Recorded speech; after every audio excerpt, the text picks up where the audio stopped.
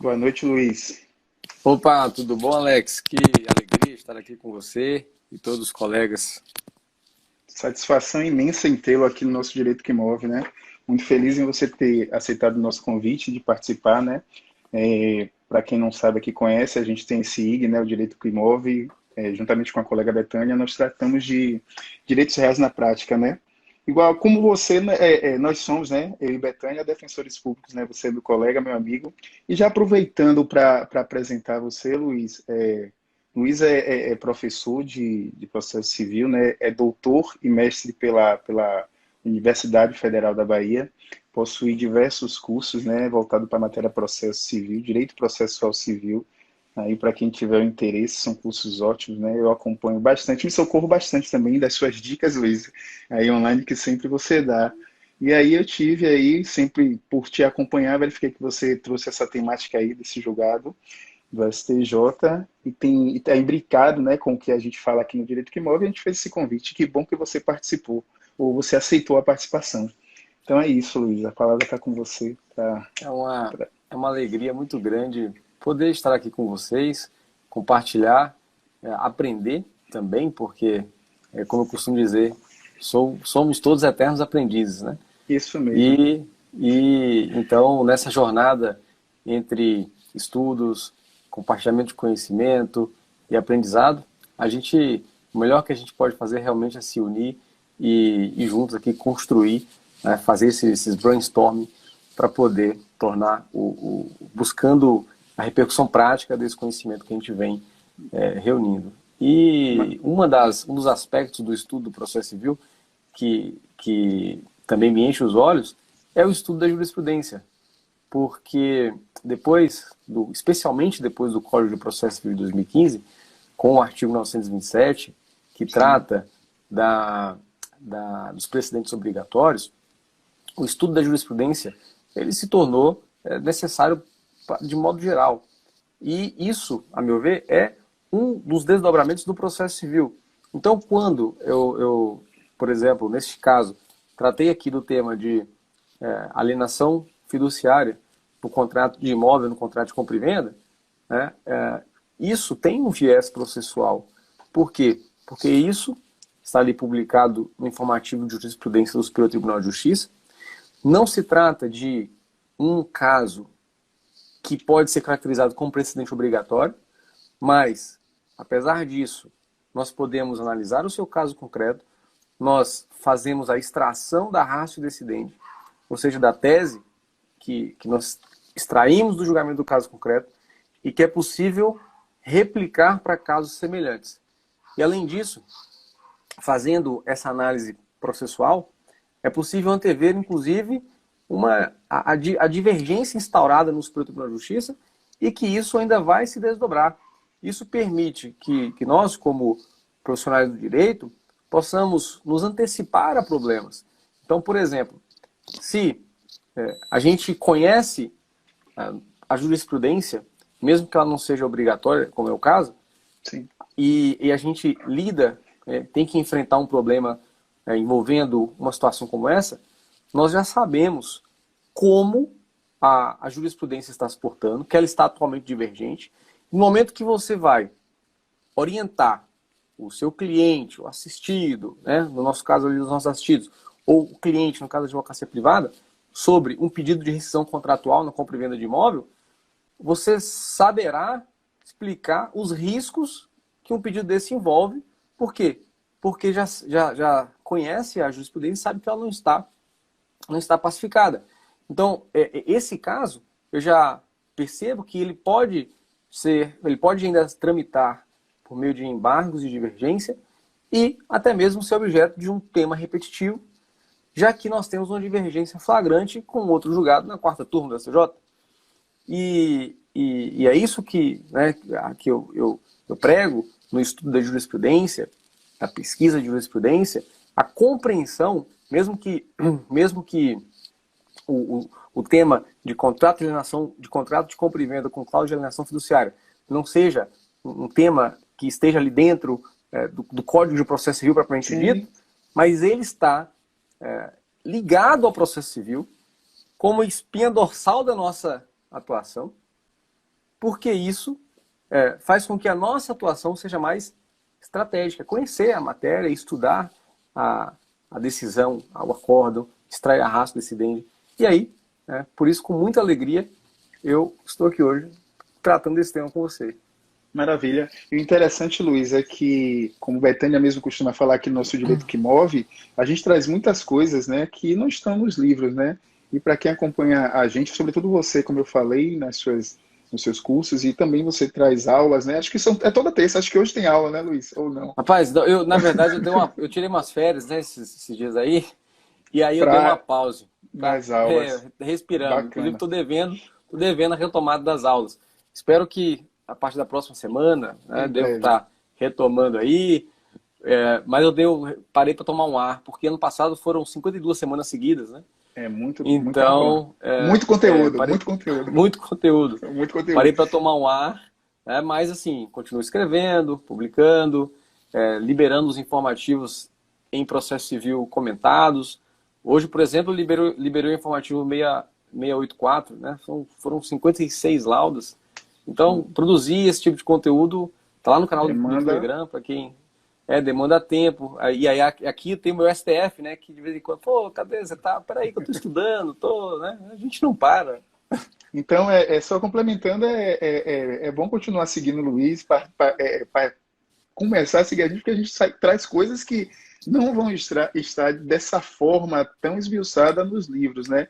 Então, a prática como o Luiz traz, com a jurisprudência, como ele mesmo falou, como ele esmiuça, para quem o acompanha, é de muito valor. É de muito valor esse conteúdo. Então, Luiz, vamos lá partir para a gente saber o que é a falta do registro no contrato de compra e venda de imóvel vai fazer com essa garantia fiduciária. Vamos lá. Então, eu acho que é importante a gente começar entendendo o que é o próprio negócio fiduciário, né? E quando a gente está tratando de um negócio fiduciário, e isso está no dia a dia do brasileiro, né? Especialmente com a aquisição de veículos Isso. e de imóveis, né?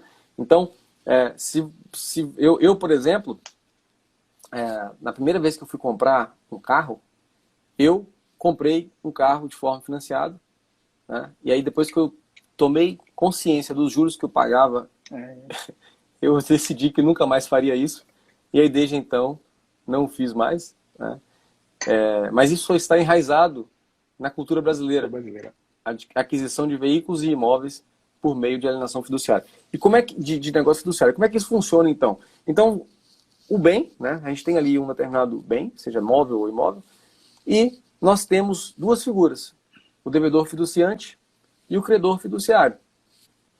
Esse devedor fiduciante, ele está fazendo a aquisição do bem, só que enquanto ele está pagando a quem emprestou dinheiro para a aquisição do bem, esse bem, ele está na posse direta do devedor fiduciante e posse indireta do credor fiduciário, mas ele é de propriedade fiduciária desse credor, no sentido de que funciona como garantia. Se o devedor fiduciante deixar de fazer o pagamento, esse credor fiduciário poderá pegar esse bem, aliená-lo para quitar o contrato. Essa é a lógica do negócio fiduciário, tá? E aí vem uma questão, é necessário ou não fazer o registro desse contrato que tem cláusula de alienação fiduciária? É importante notar que nesse caso que a gente está tratando aqui, que é o RESP, o RESP número 1846781, né? 1846781. Aqui tratou de imóvel. Quando a gente está tratando de automóvel, por exemplo, esse contrato não está sujeito a registro no registro de imóveis, né? Mas quando a gente está tratando de imóvel, aí surge essa necessidade de registro desse contrato, porque há ali uma garantia real, tá? Uma garantia real. Então, a gente diferencia os regimes jurídicos de negócio fiduciário. A gente tem alienação fiduciária no próprio Código Civil, que tem um regramento, né, geral. A gente tem legislação específica, com destaque para o decreto Lei 911 de 69, que trata de veículos, tá? Conhecida busca e apreensão de veículos. como a gente recebe esse tipo de demanda, né, na Defensoria Pública. Demais. E a Lei 9.514, que trata da alienação fiduciária envolvendo imóveis, né? Eu não sei como é que você, lá na atuação de vocês, Alex, vocês chegam a lidar coletivamente com esse tema, porque é importante que os colegas saibam, né, embora nós sejamos defensores públicos e colegas de carreira, mas a gente tem atuações específicas, né, especializadas na capital. Cada um do seu quadrado, né? E aí, estou aqui devolvendo a pergunta, né, para saber se existe alguma demanda coletiva ali nesse sentido, por exemplo, envolvendo alienação fiduciária ou algo semelhante. Eu nunca tive o contato de forma coletiva com essa temática, Luiz. O que pode ocorrer, e já ocorreu algumas vezes, é a tentativa de usucapião de determinado imóvel, o assistido vai lá, e aí a gente verifica que a existência de um contrato de compra e venda de imóvel com outra pessoa, negócio jurídico com outra pessoa, que não é aquela que quer usucapiar o imóvel, mas a existência desse contrato, né, de compra e venda de imóvel com a garantia fiduciária. É dessa forma que a gente tem contato lá. E é corriqueiro, né, a gente encontrar essa situação quando a pessoa, de forma individual, vai tentar a usucapião de determinado imóvel. É essa vivência que a gente tem em torno da alienação fiduciária lá no núcleo fundiário da Defensoria Pública do Estado da Bahia. Quer dizer, e aí não dá para fazer usucapião do próprio imóvel que o cara está comprando, não. Né? São detalhes, porque eventualmente no senso comum ali as pessoas pensam, já que eu estou há muito tempo aqui no imóvel, eu vou parar de pagar e vou pedir a usucapião do imóvel. Mas nós temos diversos impedimentos para usucapião e uma delas é a intenção de compra. Então, se a pessoa está ali naquela relação jurídica com a intenção de aquisição ou de comodato, isso, né, Alex, impede aí essa aquisição para o usucapião. É importante também a gente pontuar que normalmente são as instituições financeiras que fazem esse tipo de contrato, né, que estabelecem essa cláusula, né, e essa garantia. E a gente sabe que elas não vão usar se permitir a dormir para o direito não socorrê-las, né, as instituições financeiras. A partir do momento que determinada pessoa não usa o direito para se socorrer, pode haver, sim, a mudança da qualidade, né, da posse. E aí, a gente chama de intervenção da posse, e a possibilidade de usucapião. Mas eu acredito que nessa situação de contrato de compra e venda de imóvel com a cláusula de garantia de alienação fiduciária, eu acho que é quase possível se ocorrer nesse sentido. Então, é muito difícil de você encontrar a possibilidade de uma pessoa usucapiar determinado imóvel através de um contrato de compra e venda que ela mesma celebrou e tem essa cláusula, né, essa garantia. Especialmente se estiver registrado. E aí o problema registrado. É a temática, isso. E veja que essa necessidade de registro do contrato de compra e venda com cláusula de alienação fiduciária, ela vem prevista ali no artigo 23 da Lei 9.514, que vai dizer assim: constitui-se a propriedade fiduciária de coisa imóvel mediante registro no competente registro de imóveis no contrato que lhe serve de título. Então, por que a gente está discutindo essa questão se é necessário ou não fazer o registro? Porque a repercussão prática disso está nas relações, milhares de relações de consumo que nós temos no Brasil envolvendo compra e venda de imóveis. E milhões de pessoas celebram contratos de compra e venda de imóvel para alienação fiduciária. Se o registro é necessário, esse contrato de compra e venda, caso haja o registro, não pode simplesmente ser rescindido, com pedido de reembolso das parcelas pagas e devolução do imóvel. Agora, se esse registro não é feito e ele é impositivo, aí isso dá àquela relação a configuração de relação de consumo. Ela desnatura a relação de alienação fiduciária e torna ela uma relação de consumo, fazendo com que o consumidor possa, então, fazer o pedido de rescisão. Aí você imagina a repercussão prática dessa decisão que nós estamos tratando aqui hoje.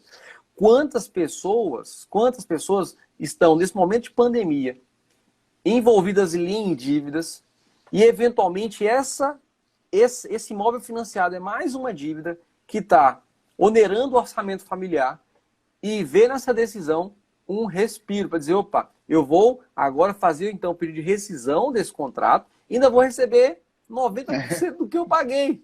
Aí vamos imaginar que o cara pagou 100 mil reais já ao longo de anos e agora está apertado porque não está conseguindo pagar. E aí vai na gaveta, pega o contrato de compra e venda com a cláusula de alienação fiduciária, vê que não está registrado e fala, caramba, agora eu vou procurar meu advogado, conversar com ele, vou pedir a rescisão e vou receber 100 mil aqui de volta e vou entregar esse imóvel para lá e em outro momento da minha vida eu vejo isso. Eu compro outra casa, né? Então, essa decisão ela leva a essa repercussão. A gente pode ter, a partir desse entendimento, milhares, uma cadeia de pedidos de rescisão de contrato de compra e venda com essa cláusula que não foi objeto de registro.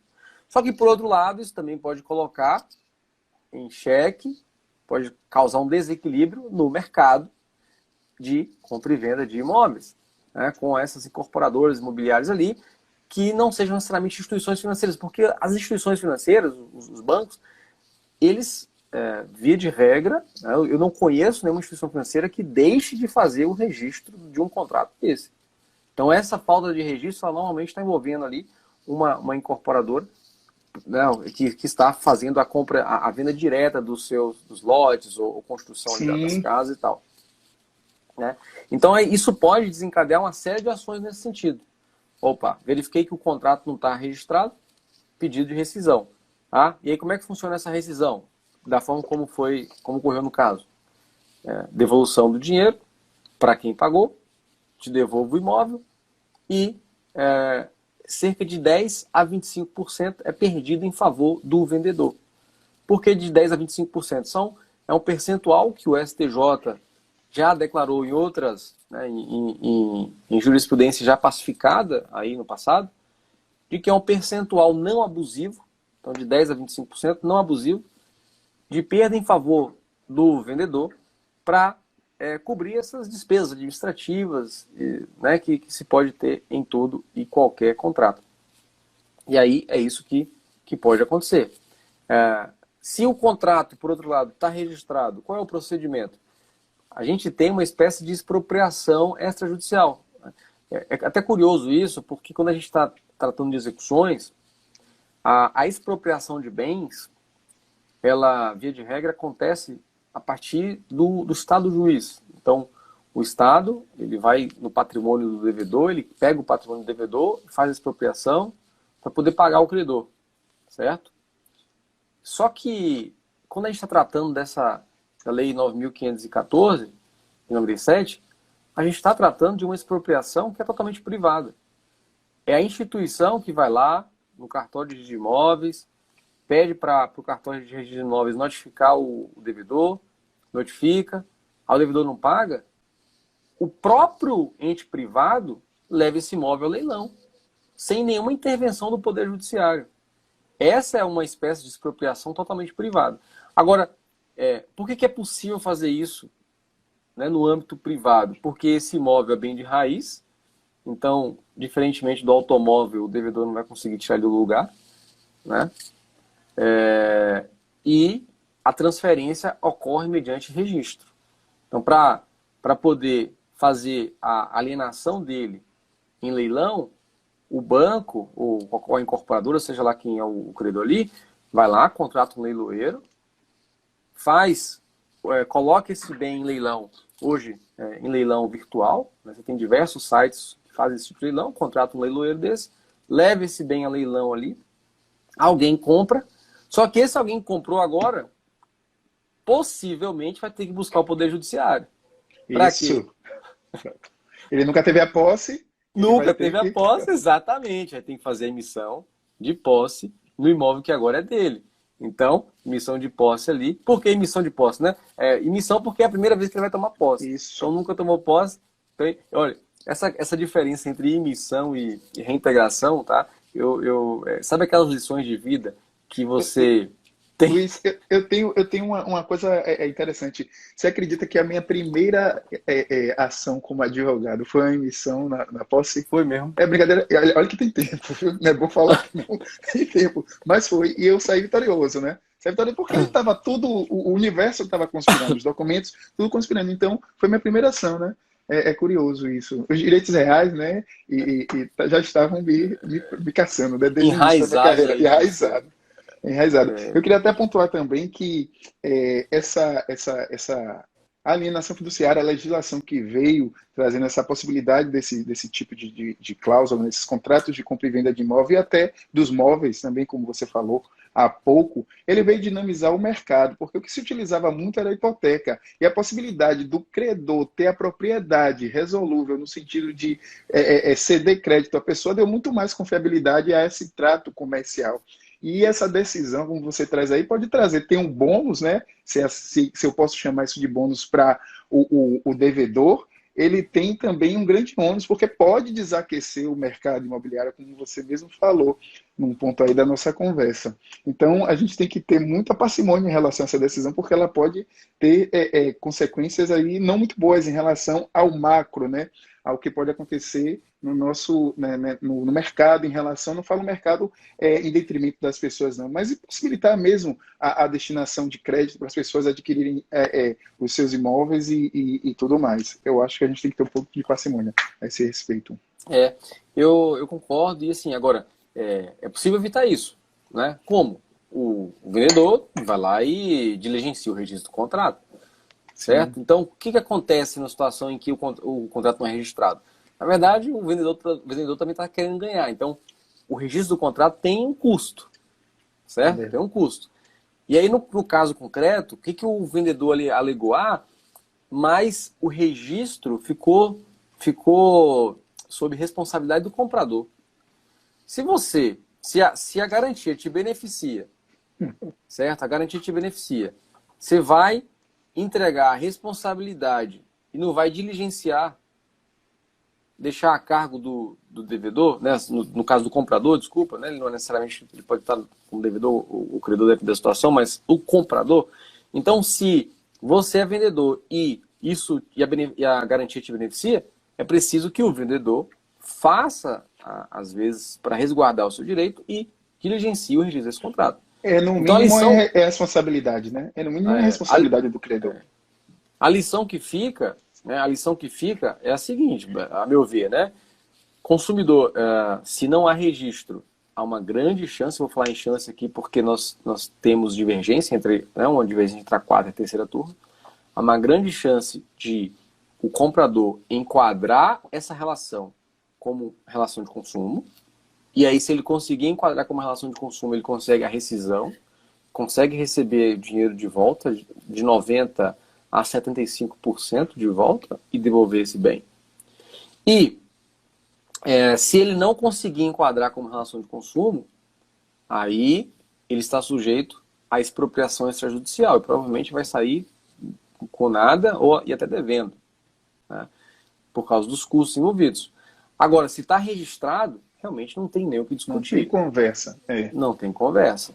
Está sujeito ali ao rito dos artigos 26 e 27 da Lei 9.514. Tá? Então, assim, chegou aí, foi procurado, está sendo procurado para uma questão em que a pessoa está devendo o financiamento do imóvel, a compra e venda do imóvel, a primeira coisa é verificar se esse contrato de alienação fiduciária está registrado. Está registrado? Lei 9.514, não tem discussão. Não está registrado? Pega essa decisão do STJ, faz eu chamo de o hackeamento do processo, vai lá, faz o download integral do processo, estuda o processo, tá? Se não teve nenhuma experiência com isso, hackeia esse processo e faz o mesmo pedido, fundamentando com esse precedente, que embora não seja obrigatório, tá? Tem uma forte fundamentação, exatamente, para ser utilizado no caso concreto aí. E, né, nesse tempo de pandemia, então, pode ser uma grande saída. Grande argumentação também. E não deixar de ler o seu artigo, né? Que está lá disponível. Está lá no Isso, muito tá bom, por sinal. Estou preparando um blog, então em breve isso vai estar também tudo condensado. Publicado. Blog e o perfil no Jus Brasil, né? Porque uma coisa vai levando a outra, né? Mas é uma construção aí de tijolinhos. Perfeito, juiz. Massa. Deixar só claro aqui, porque quem não registra, né, imóvel não é dono, né? Só para finalizar nossa conversa aqui, eu acho que você trouxe todos os pontos que foram discutidos no RESP, né, que a gente apontou. Muito obrigado pela sua disponibilidade. Quero convidar as pessoas que não nos conhecem aqui do Direito que Imóvel a passar a nos seguir, né? Nós estamos no Instagram, aqui, Facebook, no YouTube, também conteúdos exclusivos no Telegram. Da mesma forma, o professor Luiz aí também está presente em todas essas plataformas com seus cursos, né, ótimos de Direito Processo Civil. É isso, Luiz. Quero deixar você aí para dar sua última palavra, já agradecendo bastante a sua participação aqui com a gente. Olha, Alex, obrigado a você, Betânia, pelo convite. Foi muito bacana estar aqui nesses... Eram uns 20, né? Mas 27 minutos. Se a pessoa 27 minutos. Ter a curiosidade de olhar os episódios lá, né? A gente tem lá, não sei nem, já tem tantos. Se quiser ir lá olhar, nenhum tem 20 minutos de reais, mas o nome do quadro é 20 minutos de reais. A gente tenta, mas não consegue porque vai fluindo, é muito bom, muito bacana. É porque você parava pra pensar, né? O direito real de propriedade é um só, né? Mas ele se desdobra em quantos? Ele se desdobra em quantos? Você tem um Entendeu? infinito. Aí ele se desdobra em tantos, que é igual aos 20 minutos. São 20 minutos desdobrados. Entendeu? Enquanto vocês chamam ali, venha participar dos 20 minutos de reais, vocês só não explicam que são 20 minutos desdobrados. E os 20 minutos desdobrados vão para 27, 38, né? E assim sucessivamente, amigo. É muito bom. É isso aí. Um forte abraço aos colegas que estão participando aqui, que não me seguem no Instagram. Convido a entrar no Instagram. Tem um link lá que você pode se cadastrar para receber convites para aulas, conteúdo diretamente no seu e-mail. E também, nesse momento, encontra-se aberta as inscrições para o curso Cisbajude na Prática para advogados, em que você vai saber tudo sobre como utilizar o Cisbajude de forma estratégica nas suas execuções para pedidos de penhora eletrônica, para requisição de informações, descoberta de fraudes e também quebra de sigilo bancário, tá bom? Só ir lá no meu Instagram, link na bio, se inscrever e você vai poder ter acesso a esse curso. Nosso colega André Maia, mandar um abraço para ele. Muito obrigado, Luiz. Uma ótima noite. Viu? Um abraço, meu Valeu. pai. Fique com Deus aí. Tchau, tchau. Tchau. Obrigadão.